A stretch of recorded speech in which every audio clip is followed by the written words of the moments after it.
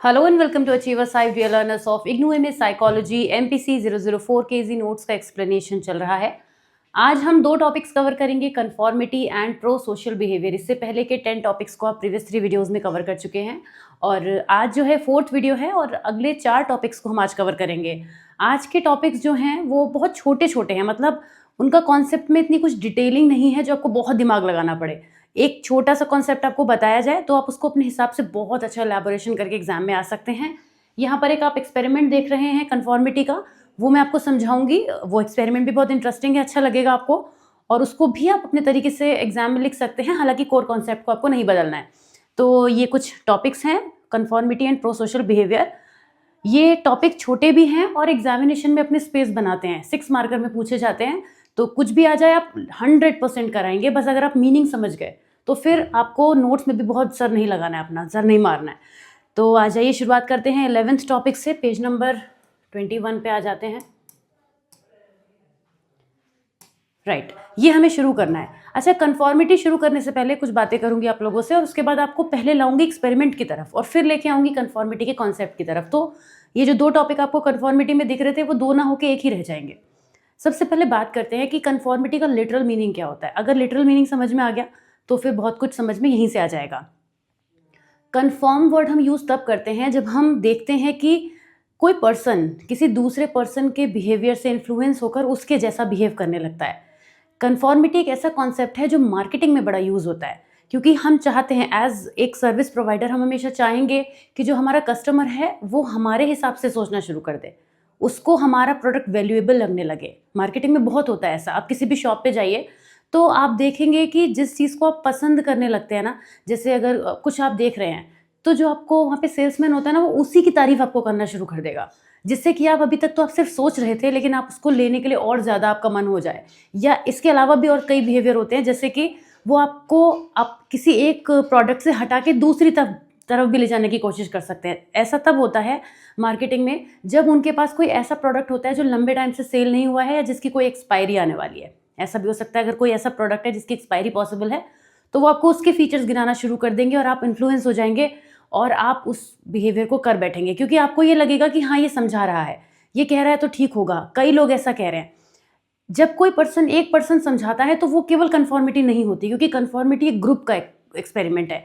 Conformity हमेशा group में देखने को मिलती है। जो मैं आपको एग्जाम्पल समझा रही हूँ वो इन्फ्लुएंस होने का बिहेवियर वाला पार्ट हो जाता है, लेकिन शुरुआत यहीं से होती है कि जब कोई पर्सन कंफॉर्मिटी पे इंसान तब पहुंचता है जब वो धीरे धीरे दूसरों से इन्फ्लुएंस होने की टेंडेंसी रखता है।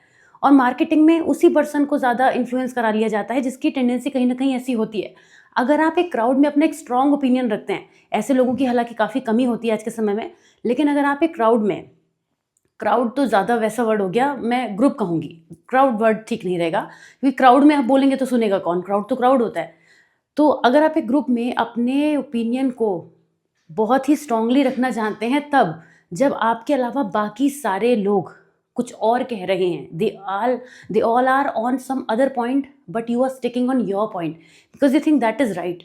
तो इसका मतलब ये हो गया कि आप कंफॉर्मिटी में जल्दी नहीं आ रहे हैं। कंफॉर्मिटी को वही लोग फॉलो करते हैं जिन्हें खुद पे थोड़ा सा डाउट रहता है और दूसरे पे जल्दी वो भरोसा कर लेते हैं।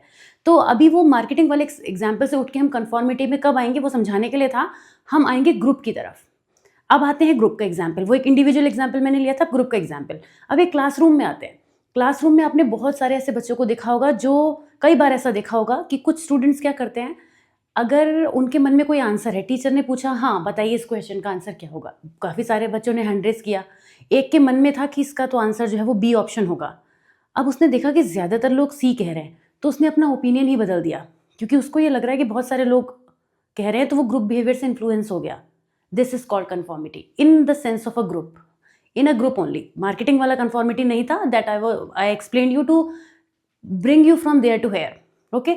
लेकिन ये जो ग्रुप में भी पर्सन बिहेव कर रहा है ना, कंफॉर्मिटी को शो कर रहा है, वो कर इसी वजह से रहा है क्योंकि उसकी इन्फ्लुएंस होने की टेंडेंसी है। तो वो कहीं भी जाए, इंडिविजुअली या ग्रुप, वो हमेशा कंफर्म कर बैठेगा। तो कंफॉर्मिटी क्या है? किसी का बिहेवियर, बिलीफ या एटीट्यूड को चेंज कर देने की टेंडेंसी है, जिसमें पर्सन किसी सोशल प्रेशर में आके उस बिहेवियर को अडेप्ट कर लेता है। अब मैंने ये कहा था कि मैं आपको ये बाद में समझाऊंगी, आपको पहले एक्सपेरिमेंट की तरफ ले जाऊंगी। तो सोलोमन एश का जो एक एक्सपेरिमेंट है, ये सब आएंगे, ये बहुत आता है फैक्टर दैट इंक्रीज कन्फॉर्मिटी। है कुछ नहीं, अभी आप खुद से ही बता देंगे मुझे, लेकिन मैं आपको फिर भी उसको एक्सप्लेन बाद में करूँगी। काफ़ी पॉइंट्स मैंने इसमें डाले क्योंकि ये आता है कभी कभी 10 मार्कर में जुड़ के आ जाता है किसी क्वेश्चन के साथ में, इसलिए। तो आ जाते हैं कन्फॉर्मिटी के एक्सपेरिमेंट में। अब ये एक्सपेरिमेंट बहुत ही इंटरेस्टिंग है। इस एक्सपेरिमेंट में हुआ क्या कि 50 मेल स्टूडेंट्स को लिया गया था कॉलेज के इस एक्सपेरिमेंट को करने के लिए। इसको हम बोलते हैं लाइन एक्सपेरिमेंट भी बोलते हैं। कन्फॉर्मिटी का एक्सपेरिमेंट 1950s में आया था। इसमें यह जानने की कोशिश की गई कि कैसे लोग जो होते हैं वो ग्रुप के बिहेवियर को फॉलो करना शुरू कर देते हैं बिना जाने परखे, बिना जांचे। उसके लिए उन्होंने किया क्या, देखा कि कैसे सोशल प्रेशर वर्क करता है। उन्होंने 50 मेल कॉलेज स्टूडेंट्स को लिया, राइट, और सब पे एक्सपेरिमेंट किया, लेकिन इंडिविजुअल को लिया। उन्होंने एक ग्रुप में कम से कम 8-10 लोग लिए, जिस 8-10 लोगों के बीच में रियल पर्सन जो था, मतलब जिस पर एक्चुअल एक्सपेरिमेंट हो रहा था, वो एक ही पर्सन था। और उसके अलावा जितने भी स्टूडेंट्स उसमें बैठे थे वो सब जानते थे कि एक्सपेरिमेंट में क्या करना है। ओके, तो लेट्स से 8 स्टूडेंट्स अगर थे, तो उस एक्चुअल पर्सन को, जिसको कुछ नहीं पता था कि एक्सपेरिमेंट में करना क्या है, क्या होने वाला है, या ये कोई एक्सपेरिमेंट हो रहा है, उसको बिठाया गया लगभग एंड पे, जैसे 7th पोजीशन पे या 6th पोजीशन पे। बाकी के जो स्टूडेंट्स थे उनको ये पहले से ही बता दिया गया था कि आपको ये आंसर देना है। और जिस पर्सन पर एक्सपेरिमेंट हो रहा था, जो 50 में से 1 था, इसी तरीके से 50 में से सेकेंड टाइम हुआ, थर्ड टाइम हुआ, मल्टीपल टाइम इस एक्सपेरिमेंट को किया गया, मगर रिजल्ट एक ही जैसा आया। रिजल्ट क्या आया उसकी बाद में बात करेंगे, पहले बात करते हैं कि एक्सपेरिमेंट क्या हुआ। उस एक्सपेरिमेंट में जो था, स्टूडेंट्स को कुछ लाइन दिखाई गई स्क्रीन पर, और ये पूछा गया कि ये जो लाइन है वो कैसे मैच कर रही है। देखिए इसको यहाँ पे और देखते हैं, विजन टेस्ट टाइप का हुआ। इसकी मेथोडोलॉजी पे आते हैं। Asch classic experiment involve 50 male college students participating in a vision test. हर पार्टिसिपेंट को 6 से 8 स्टूडेंट्स के ग्रुप में बिठाया गया था जो ऑलरेडी एक्सपेरिमेंट में थे, उन्हें पता था क्या करना है, लेकिन वो एक पर्सन जिसको कुछ नहीं पता था कि क्या हो रहा है, जो रियल पार्टिसिपेंट था, वो बिल्कुल एंड में बिठाया गया, जिससे कि वो दूसरों के आंसर सुन सके, और सब आंसर सेम दे रहे थे क्योंकि ऐसा उन्हें करने को कहा गया था। The task was simple. Participants were shown a standard line and 3 comparison line. They had to identify which comparison line matched the standard line in length. जैसे 4 लाइनें बनाई गई थी, जिसमें से एक तो क्वेश्चन की ही लाइन थी, ओके, और बाकी लेट्स से बहुत ही क्लोज थी। तो उन्हें बताना था कि ये वाली लाइन जो है वो किससे मैच कर रही है। अब जाहिर सी बात है, गलत आंसर बताना था सबको लाइन से, जो कि उनको पहले से मालूम था कि ऐसा करना है। तो जो ट्रायल्स किए गए उनको बोला गया था कि उनको जानबूझकर गलत आंसर देना है। जब उन्होंने गलत आंसर दिया तो मोस्ट ऑफ द टाइम ये नोटिस किया गया, मतलब मैक्सिमम केसेस में, 50 में से मैक्सिमम केसेस में नोटिस किया गया कि जो एक्चुअल पार्टिसिपेंट था उसने वही आंसर किया जो ग्रुप के सभी लोगों ने किया। अब आप मान के चलिए, अगर 50 में से 45 स्टूडेंट्स ऐसा करते हैं, तो कितने स्टूडेंट्स ऐसे होंगे जिनको एक्चुअल में वो गलत ही लग रहा होगा और उनका अपना ओपिनियन भी होगा। हमने ये तो कह दिया कि वो गलत आंसर को कॉपी करा उन्होंने, ये भी तो सकता है उनका खुद का ही वो गलत ओपिनियन हो, मगर वो कितने होंगे, क्या सारे ऐसे होंगे? ऐसा नहीं हो सकता। तो ये माना गया। इसका रिजल्ट क्या निकल के आया कि जो 75% पार्टिसिपेंट्स थे उन्होंने कन्फर्म किया। कन्फर्मिंग मतलब वही चीज़ को फॉलो कर दिया जो दूसरे स्टूडेंट्स कर रहे थे। On average participants conform to the incorrect group answer 32% of the time, और 25% ऐसे पार्टिसिपेंट थे जिन्होंने कंफर्म नहीं भी किया। ऐसा नहीं हुआ कि हर बार 100% रिजल्ट आया। अच्छा, ये भी टेस्ट किया गया कि जब उन पार्टिसिपेंट्स को अकेले टेस्ट कराया गया तो उन्होंने करेक्ट आंसर दिया 99% टाइम, वो सोच समझ के दिया। तो इससे ये भी समझ में आया, तो इससे ये भी और ज़्यादा क्लियर हो गया कि वो लोग सोशली रूल्स को फॉलो कर रहे थे, राइट। तो इससे कंडक्शन क्या निकला, क्या कंडक्ट किया कि जो लोग होते हैं वो जनरली ग्रुप्स के नॉर्म्स को कंफर्म करते हैं, चाहे वो ग्रुप पूरी तरीके से गलत भी क्यों ना हो। इससे नॉर्मेटिव सोशल इन्फ्लुएंस की पावर को देख सकते हैं हम, यानी कि ऐसे रूल्स, अगर कोई गलत सलत रूल भी बना दिए जाए ना, और होता भी है कई बार, हमारे ग्रुप्स ऐसे होते हैं जिसमें गलत रूल्स भी होते हैं बट हम उनको ब्लाइंडली फॉलो कर रहे होते हैं। This is called conformity, when individuals conform to fit in, avoid rejection or gain social approval rather than because they believe the group is correct. तो इसके बारे में और भी कुछ बातें हैं कि कैसे ये जो है इसके और वेरिएशन भी निकल कर आए कि कन्फॉर्मिटी ग्रुप के साइज के साथ इंक्रीज भी होती है, लेकिन 3-4 मेंबर्स तक ही। बहुत ज़्यादा बड़ा ग्रुप होगा तो उसके अंदर छोटे-छोटे ग्रुप्स बन जाएँगे। जैसे अगर हम अपनी कंट्री की बात करें, तो आपको एक तरीके के थॉट मानने वाले लोग मिलेंगे, लेकिन अगर वो हम पूरी कंट्री लेवल पे देखें तो वो छोटे-छोटे में बहुत सारे दिख जाएँगे, ठीक है? Even if one Confederate give the correct answer, conformity dropped significantly. अगर एक भी जो है वो सही आंसर आ जाता, तो पूरी तरीके से, यानी पावर ऑफ सोशल सपोर्ट भी दिखती है यहाँ पे। और जब टास्क ही डिफ़िकल्ट हो तो पार्टिसिपेंट्स अपने जजमेंट पे डाउट भी करता है। यहाँ पे हम क्लास में आएंगे, जो शुरू में आपको क्लास में लेके आई थी मार्केट से, तो क्लास में ऐसा ही होता है। अगर क्वेश्चन डिफ़िकल्ट हो तो स्टूडेंट सोचने लगते हैं उसने ये बता रहा है तो ये सही होगा, या उसे लगता है कि ये स्टूडेंट इंटेलिजेंट है तो ये सही बता रहा है तो ये सही होगा, भले ही वो गलत बता दे। तो अगर टास्क डिफ़िकल्ट है तो कन्फॉर्मिटी हमेशा बढ़ती है, ध्यान रखिएगा। तो ये था एक्सपेरिमेंट, बहुत ही सिंपल एक्सपेरिमेंट है ये, इसका काफ़ी रेलेवेंस है। और इसके बाद हमारा नेक्स्ट टॉपिक है, लेकिन इससे कन्फॉर्मिटी बहुत हद तक क्लियर हो गया होगा। मुझे लगता नहीं इसके बाद ज़्यादा कुछ बचा है, लेकिन जो मैंने आपको बोला कि वो कौन-कौन से फैक्टर्स हैं जो कन्फॉर्मिटी को इंक्रीज़ करते हैं, ये काफ़ी ज़्यादा पूछा जाता है। आप तो इसको मार्क ही कर लीजिए, वेरी इंपॉर्टेंट। और मैं तो कह रही हूँ आ जाए एग्ज़ाम में, इतना ईज़ी है, ऐसे क्यों नहीं लिख के आने का मन करेगा आपका। ओके, तो एक बार ये भी देख लेते हैं, बस एक ओवरव्यू ही करा रही हूँ, बाकी समझा तो दिया ही है सारा। तो कन्फॉर्मिटी क्या है? Helps maintain social harmony but it can also suppress individuality. जो पर्सन अपनी बात कहना चाह रहा है, कई बार वो ग्रुप प्रेशर में आके चीज़ नहीं भी करेगा, उसे लगेगा मैं क्या ऑड वन आउट बात करूँ। It often occurs due to the desire to fit in. कई बार हम किसी ग्रुप में बने रहने के लिए भी हाँ हाँ करते हैं, तो ऐसा भी होता है, राइट। और कई बार हमें क्या होता है, सेल्फ डाउट ज़्यादा होता है। किसी पर्सन को जब सेल्फ डाउट होता है तो उसको लगता है कि मैं क्या ही जानता हूँ, ये लोग ज़्यादा जानते हैं, दूसरे मुझसे बेहतर हैं। ऐसी सोच रखने वाले लोग भी कन्फॉर्मिटी में बहुत ज़्यादा पार्टिसिपेट करते हैं। तो ये हमने एक्सपेरिमेंट पढ़ ही लिया था, जहाँ पे जो पार्टिसिपेंट्स थे उन्होंने कन्फॉर्मिटी को किस तरह से शो किया। कन्फॉर्मिटी कैन बी पब्लिक और private. It is also influence by cultural, situational and individual differences. Public कैसे होगी? जब ये सरफेस लेवल पे होगी कि हम किसी ग्रुप में फिट इन होना चाहते हैं, तो ये हो जाएगी पब्लिक। और प्राइवेट होगी जब हमें अंदर से ही महसूस होने लगे कि हाँ ऐसा ही होगा। हम इंटरनली मान लें तो प्राइवेट हो जाएगी, एक्सटर्नली मान लेंगे तो पब्लिक हो जाएगी। अब कौन कौन से वो फैक्टर हैं जो कन्फॉर्मिटी को बढ़ाते हैं? सबसे पहले तो ग्रुप साइज़ पे बहुत फ़र्क पड़ेगा। अगर 2 दोस्त हैं तो एक कुछ कह रहा है तो दूसरा उसकी बात को काट भी सकता है, वो अपना भी पॉइंट रख सकता है, या 2-3 लोगों का ग्रुप है तो चीज़ें एडजस्टमेंट हो सकता है। लेकिन जब ग्रुप बड़ा होता है तो फिर ये वाली बात आ जाती है, अरे कितनों को समझाएंगे अपनी बात, किस किस को एक्सप्लेन करेंगे, तो छोड़ो, जो सब कह रहे हैं वही सही है। तो ग्रुप साइज़ पे बहुत फ़र्क पड़ता है ना। जैसे ग्रुप साइज़ बढ़ता है कन्फॉर्मिटी हमें दिखती है। Unanimity, if all group members express the same opinion, तो इंडिविजुअल जो होते हैं तब भी कन्फर्म करते हैं। जब यूनानिमस डिसीजन की तरफ सब पहुंच रहे होते हैं और उसमें कोई एक पर्सन है जो अलग सोच रख रहा है, तो उसको ये लग सकता है कि मैं ऑड वन आउट ना हो जाऊं, तो वो इसलिए भी ग्रुप में जुड़ा रहना चाहता है। कोहेसिवनेस, अगर ग्रुप में ना बॉन्ड अच्छा है, कोहेसिवनेस, अगर कोई फैमिली ग्रुप है, ग्रुप तो कोई भी हो सकता है ना, अगर एक फैमिली ग्रुप है, मैं व्हाट्सएप ग्रुप की बात नहीं कर रही हूँ, फैमिली में जो लोग हैं आपस में, तो उस ग्रुप में अगर सभी लोग अपने अपने ओपिनियन दे रहे हैं तो एक पर्सन को ये लगेगा कि अगर मैंने ऐसा कुछ अलग जाके बात करी तो सबको बुरा लग सकता है, और अगर मैं बोलूँगा तो उनको वो मानेंगे, तो क्यों ना जो वो बोल रहे हैं मैं मान लूँ। तो कहीं कहीं पर ऐसे भी ग्रुप के केसेस हो जाते हैं जहाँ पे हम कोहेसिवनेस की वजह से, एक दूसरे से जुड़े होने की वजह से रिस्पेक्ट करते रहते हैं और उसकी वजह से भी कई बार नहीं बोलते। स्टेटस एंड अथॉरिटी, यहाँ पे भी हम स्टेटस वाले पार्ट ले सकते हैं कि अगर एक ग्रुप में ग्रुप इस तरीके का है जहाँ पे सीनियर जूनियर इस तरीके की कुछ हायरार्की है, तो हम हमेशा बड़े पर्सन को यस बॉस वाले टाइप की फीलिंग दिला देंगे और ऐसे में भी नहीं बोलेंगे, तो वहाँ पर उस तरीके की चीज़ें भी चल सकती हैं, है ना।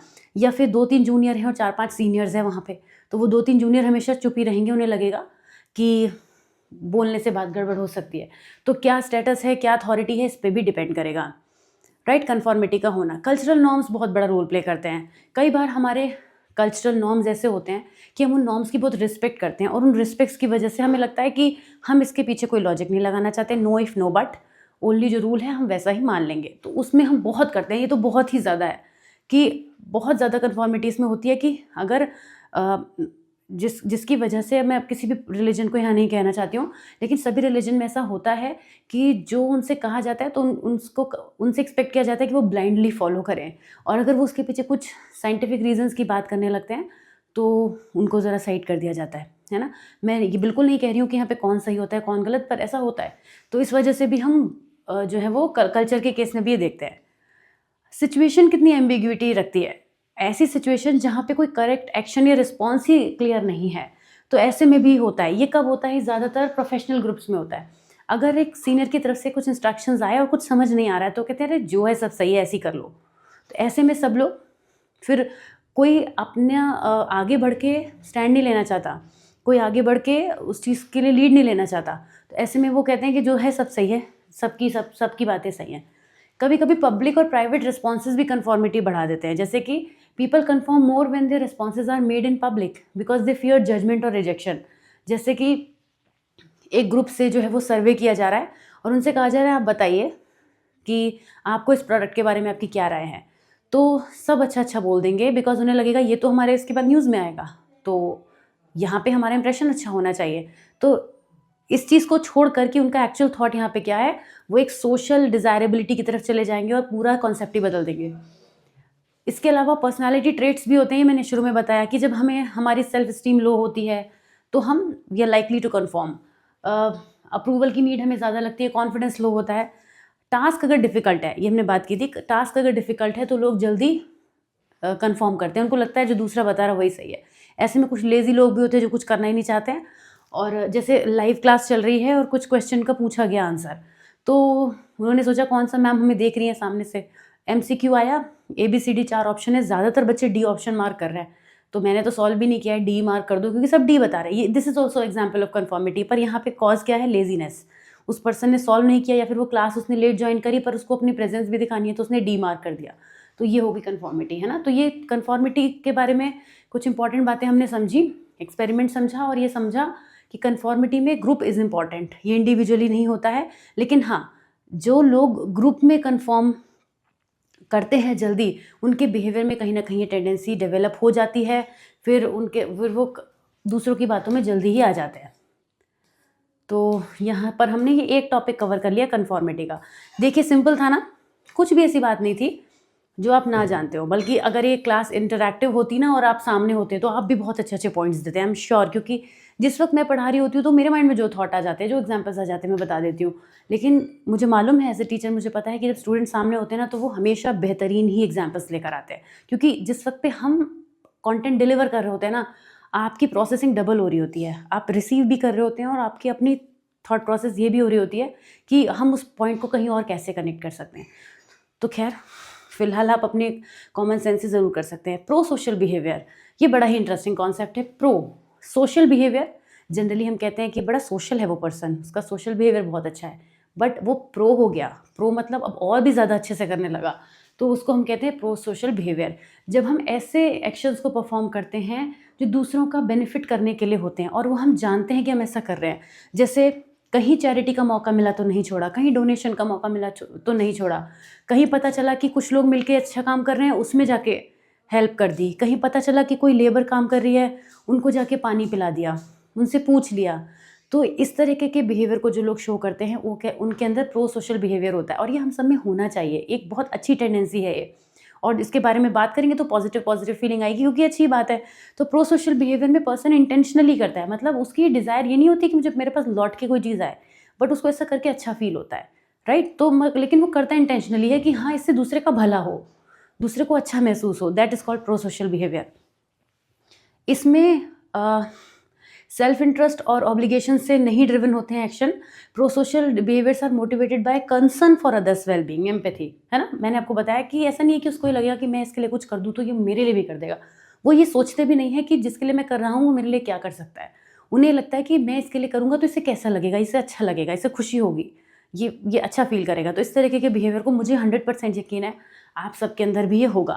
प्रो सोशल बिहेवियर क्या होता है, अब आप इसके बारे में लिखना है आपको, तो आप बहुत कुछ लिख सकते हैं। ऐसे लोग जो होते हैं एमरजेंसीज़ के टाइम पे बहुत याद किए जाते हैं। मैं यहाँ पे एक पर्सन का जिक्र करूँगी जो अपने बर्थडे पर हर साल ब्लड डोनेशन करते हैं और वो भैया हैं जो हर साल ब्लड डोनेशन करते हैं। तो ही समवन कि जब भी कोई ऐसी बात कहीं पे पोस्ट में मेंशन करता है कि किसी पर्सन को ब्लड डोनेशन चाहिए, बस उन्हीं का नाम मेरे माइंड में आता है। इसलिए आता है बिकॉज आई नो हिम, कि वो हर साल अपने बर्थडे पर सितंबर में हर साल डोनेशन करते हैं। तो ये एक प्रो सोशल बिहेवियर है जिसकी वजह से उनको वो एक ऐसे पर्सन है जो प्रो सोशल बिहेवियर पे बहुत हाई हैं, जिसकी वजह से ऑटोमेटिकली उनका नाम या उनका थॉट मेरे माइंड में आ जाता है। और वो ऐसे लोग जो होते हैं चैरिटी में हमेशा बहुत आगे होते हैं, बहुत सारी चीज़ों को करते हैं। Such behaviour is not only beneficial to the recipient but also enhances the social reputation. अब ऐसे लोगों का क्या होता है, उनकी सोशल रेपुटेशन भी बहुत हाई हो जाती है, क्योंकि ऑफ कोर्स जब आप अच्छा काम करेंगे तो आप अच्छे काम के लिए जाने भी जाएंगे। ऐसा नहीं है कि वो ऐसा जानने के लिए करते हैं कि हमें हमें जाना जाए, वो ऐसा सोच के नहीं करते हैं, बट वो ऑटोमेटिकली होगा, वो कुछ चीज़ें होती हैं इस तरीके की। तो बहुत सारे साइकोलॉजिस्ट ने थ्योरीज को भी एक्सप्लेन किया है, जिसमें एम्पैथी अल्ट्रूरिज्म हाइपोथेसिस भी आती है कि लोग दूसरों की मदद करते हैं जिनके अंदर एम्पैथेटिक कंसर्न होता है, यानी जिनके अंदर नेचुरली दूसरों की तकलीफ को महसूस करने की फीलिंग होती है, ऐसे लोग ऐसा करते हैं। Social exchange theory on the other hand argues that helping behaviour results from a cost benefit analysis. Social exchange theory क्या है, वो ये कहती है कि म्यूचुअल बेनिफिट के लिए लोग जब काम करते हैं तो वो एक अलग कॉन्सेप्ट होता है, वो प्रो सोशल बिहेवियर नहीं होता। लेकिन जब हम किसी दूसरे पर्सन की हेल्प इसलिए करते हैं कि हमें उससे खुशी मिलती है और दूसरे को भी खुशी मिलती है, तो वो प्रो सोशल बिहेवियर में आता है। अब children start displaying pro social behaviour early age में करने लगते हैं, पेरेंट्स उन्हें सिखाते हैं, एडल्टहुड में उन्हें सिखाया जाता है, मॉरल साइंस की बुक में इस तरीके के चैप्टर्स भी होते हैं, ठीक है। तो प्रो सोशल बिहेवियर क्या है, एक सोशल लिविंग का की एस्पेक्ट है जो किसी भी पर्सन के पॉजिटिव साइड को दिखाता है। आई एम श्योर आप सभी के अंदर प्रो सोशल बिहेवियर बहुत हाई होगा, डेफिनेटली होगा, साइकोलॉजी वालों में होता ही है। अब ऐसे कौन से फैक्टर्स हैं जो हेल्पिंग बिहेवियर को अफेक्ट करते हैं। अब कई बार ऐसा होता है कि इवन दो लोग हेल्पिंग हैं, बहुत ज़्यादा हेल्पिंग तो हैं, लेकिन कुछ सिचुएशंस ऐसी होती हैं, कुछ ऐसे फैक्टर्स होते हैं जो उनको हेल्प करने से रोकते भी हैं, जैसे कि सिचुएशनल फैक्टर। एक ये बायस्टैंडर इफेक्ट है, अगर कभी भी 3 मार्कर में आ जाए तो आप लिखिएगा, और बहुत सिंपल कॉन्सेप्ट है बायस्टैंडर इफेक्ट। बायस्टैंडर का मतलब हो गया बाय स्टैंड, कोई मेरे साथ खड़ा है। बायस्टैंडर में बहुत सारे लोग जब खड़े होते हैं किसी ऐसी सिचुएशन में जहाँ किसी को हेल्प की ज़रूरत है, तो वहाँ पर वो ये सोचते हैं कि अगर मैंने नहीं किया तो क्या होगा, दूसरा कर देगा। इसका ताज़ा एग्जाम्पल मैं आपको बताती हूँ। ताज़ा क्या मतलब, बहुत एग्जाम्पल आपने ऐसे देखे होंगे। जब रोड पे कोई एक्सीडेंट होता है, जब भी कोई ऐसा एक्सीडेंट हो जाता है तो उसमें 2-4 लोग जो होते हैं वो तुरंत तो आ ही जाते हैं। मतलब अगर कोई गिरा है तब तो कोई इंतज़ार नहीं करेगा, क्योंकि कोई बाईस्टैंडर नहीं है। अगर एक बच्चा बाइक चलाते से, बच्चा तो क्या ही बोलूँ, कोई पर्सन बाइक चलाते से गिर गया है ना, कोई ऑटो पलट गया, कुछ भी ऐसी चीज़ हो गई, तो जो इमीडिएटली उस सिचुएशन को देखेगा उसके आसपास कोई बाईस्टैंडर नहीं है, कोई दूसरा उसके साथ नहीं है, तो वो जाके हेल्प करेगा। लेकिन उसके थोड़ी देर के बाद जो भीड़ इकट्ठी होती है, जिसमें से कुछ के तो मोबाइल फ़ोन भी ऑन हो जाते हैं, वो लोग ये सोचते हैं अरे ये भी तो खड़ा है, अरे कर तो रहे हैं हेल्प। तो बायस्टैंडर इफेक्ट कई बार हमारे बहुत हेल्पफुल नेचर होने के बावजूद भी ये सोचते हैं कि भाई इतने लोग थोड़ी भीड़ करेंगे, और ये होता भी है कई बार। जैसे हॉस्पिटल में होता है ना, वो कहते हैं कि हाँ ठीक है हम उनकी केयर कंसर्न करते हैं, मगर हॉस्पिटल में जाके भीड़ लगा के क्या करें, वहाँ पे तो भीड़ कर देने से तो कोई फ़ायदा नहीं है। तो इस तरीके के जो बिहेवियर होते हैं प्रो सोशल बिहेवियर कहलाते हैं।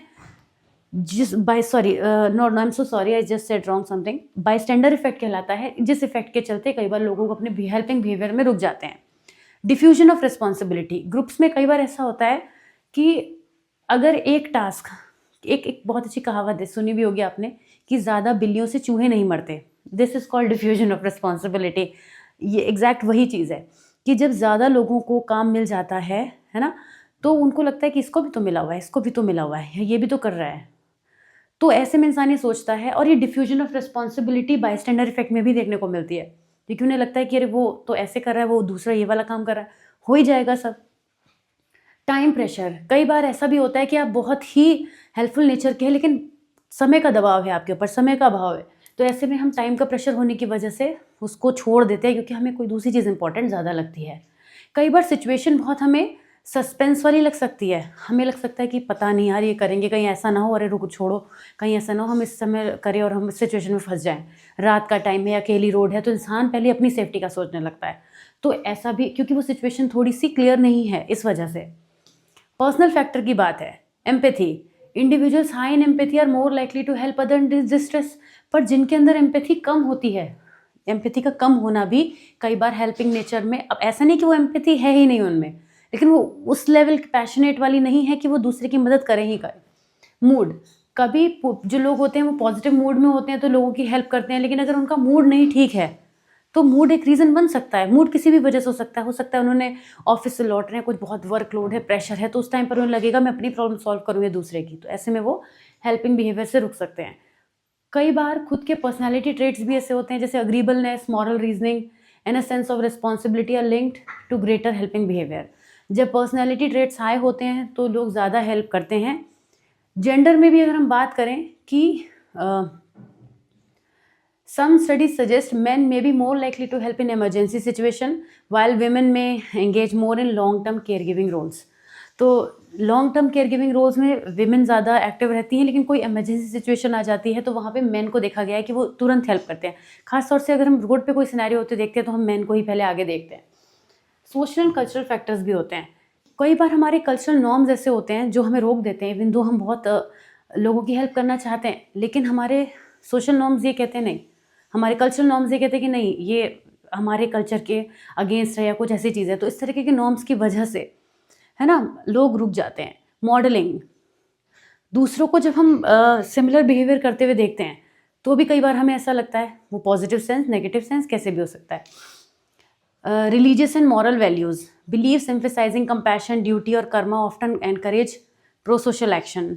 कभी कभी हमें ऐसा भी लगता है ना कि जब हम किसी के बारे में सुनते हैं कि अरे उसने ऐसा किया, ऐसा करना चाहिए, तो हमारे भी मन में फीलिंग आती है हम भी ऐसे करेंगे।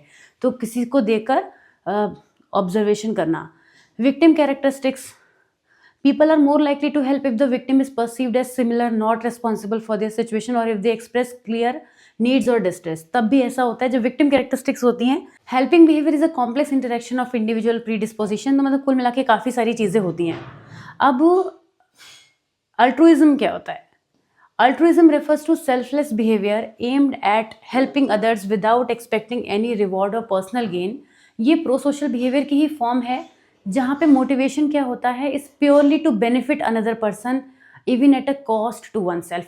अल्ट्रुइज्म प्रो सोशल बिहेवियर से भी आगे निकल जाता है और वहाँ पर पर्सन इतना सेल्फलेस हो जाता है कि उस तरह के लोग जो किसी गरीब को देख के अपनी जेबें खाली कर दें, जो किसी भूखे को देख के अपना खाना छोड़ दें, चाहे वो खुद उसके बाद भूखे हो जाएं, ऐसे लोग होते हैं, वो आते हैं अल्ट्रुइज्म की कैटेगरी में। उनके अंदर एम्पैथी और भी ज़्यादा हाई लेवल की होती है। प्रो सोशल बिहेवियर का नेक्स्ट स्टेप होता है।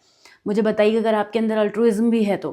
Altruistic range very small everyday gesture to life risking action such as donating money anonymously, helping a stranger. और इनके अंदर एक बहुत बड़ी टेंडेंसी होती है कि कहते हैं ना, नेकी कर दरिया में डाल, बस ये वही होते हैं, इनको शो ऑफ नहीं करना होता। अगर ये शो ऑफ कर रहे हैं तो फिर ये अल्ट्रुइज्म की कैटेगरी में नहीं आ रहे हैं। और ऐसे लोग बहुत कुछ कर देते हैं और पता ही नहीं चलता किसी को कि ऐसा इन्होंने कुछ किया है। तो इस तरीके के लोग होते हैं। अब अल्ट्रुइज्म के कैरेक्टरिस्टिक्स में आप समझ ही रहे होंगे कि ये क्या है। ये सेल्फलेसनेस पे हाई होते हैं, इनको पर्सनल बेनिफिट नहीं चाहिए, मगर दूसरे का हो रहा है या नहीं हो रहा है इनके करने से इन्हें बहुत फ़र्क पड़ता है। अगर नहीं हो रहा है तो क्यों नहीं हो रहा है, ये और बेहतर करेंगे। ये कभी भी इन्फोर्स नहीं करते, रूल्स या लॉ से ऑब्लिगेटेड नहीं होते, बल्कि अपनी इच्छा से करते हैं इस काम को। कई बार ये अपने फिजिकल रिस्क लगा देंगे दूसरे की वजह से, है ना, टाइम एफर्ट भी देंगे, दूसरों को टाइम भी लगा देंगे, मनी भी स्पेंड कर देंगे, हर तरीके से। बहुत ज़्यादा एम्पैथी इनके अंदर होती है, कंपैशन भी बहुत ज़्यादा होता है। अब कुछ थ्योरीज हैं। अगर वैसे अल्ट्रुइज्म मैक्सिमम टाइम में मैंने 3 मार्कर में ही आता देखा है, लेकिन अगर फिर भी 6 में आ जाए तो 2-4 पॉइंटर्स आप बढ़ा सकते हैं, या फिर आप चाहें तो इन्हीं पॉइंटर्स को एक्सप्लेन कर दीजिए। ज़रूरी नहीं आप थ्योरी लिखें, इन्हीं को एक्सप्लेन करते हुए एग्जाम्पल बढ़ा दीजिए। हर एक में एग्जाम्पल आप लगा सकते हैं तो कंटेंट बढ़ जाएगा, राइट। कौन कौन सी थ्योरीज हैं अल्ट्रुइज्म को एक्सप्लेन करने वाली? अगर याद रह जाती हैं बहुत अच्छी बातें, नहीं रहती है तो कोई बात नहीं। एम्पैथी अल्ट्रुइज्म हाइपोथेसिस कहती है कि true altruism exist when people is motivated by empathy.